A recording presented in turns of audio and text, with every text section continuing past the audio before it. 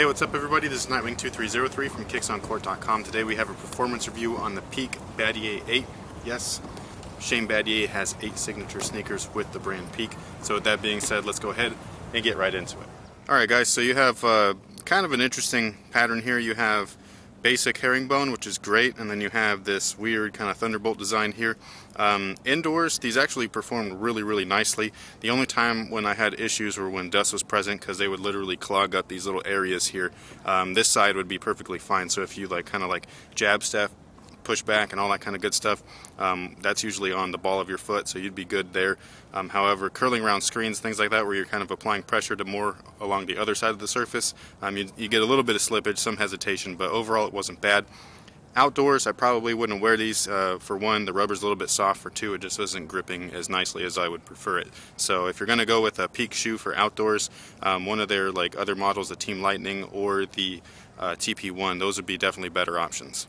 Alright guys, so what we have here is cushion 3. This is a little bit different than their other models. From what I was told, a person that actually visits my site frequently, his name is Wook, he said that the cushion 3 setup basically is the combination of 3 materials making up the overall cushion source. So the first layer would be the outsole, second layer would be the midsole, third layer would actually be the insole itself, makes up cushion 3. I don't know if that's 100% accurate, but that's what I was told, so that's just what I'm going to go with.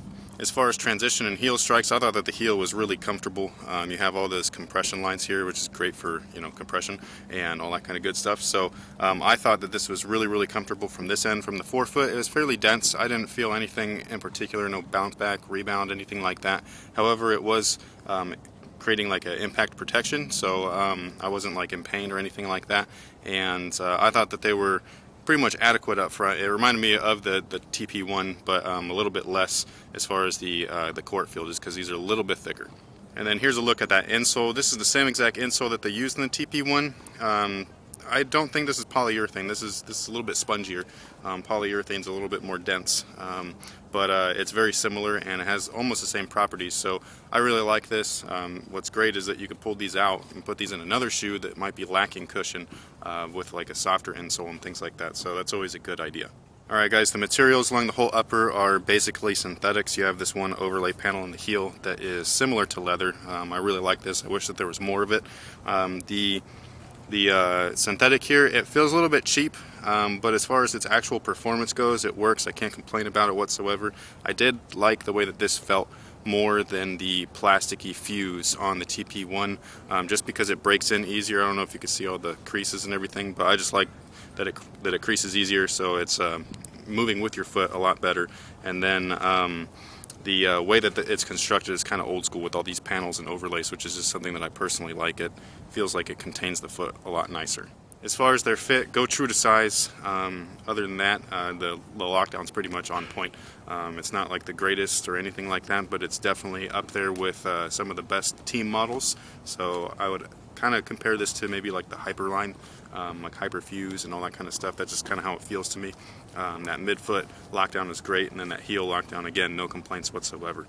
You have 3 entry points for the ventilation. You have the forefoot, you also have the tongue here, and then you have this the side panel, and all of them work. It's not anything crazy though. It's just mostly for heat to escape versus actual airflow. So ventilation's okay. I would say it's kind of mediocre, but it's definitely better than some other shoes that I played in, especially the TP1. The TP1, because it was all that plasticky fuse, it really held heat in there. This one does a little bit better job of letting that heat out. As far as support goes, most of that's coming from that fit. Again, nothing to complain about. Midfoot, heel lockdown, everything was pretty much on point. And then the rest of the support is coming from the base here. This is the TPU shank, and what's really cool is that when you put both shoes together, it kind of makes a bat symbol, which, in my personal opinion, being a Batman fan and a comic book geek, I thought that was pretty dope. Alright guys, so that pretty much takes care of everything for the performance review on the PEAK Battier VIII. Overall, it's a very good shoe. I'd personally stick with them indoors versus outdoors. I thought that they were a little bit more forgiving along the upper than something like the TP1. That has more of a plasticky kind of fuse upper. This is more traditional with layers and panels. So you can grab these over at the links within the description box below. I don't know about their actual availability, but if you're interested in this shoe or a different colorway in this shoe, they will be available at some time within the links in the description box below. So thank you guys for watching. Thanks for all your support. Be sure to check out my site, kicksoncourt.com, for all your performance needs. And until next time, guys, have a good one.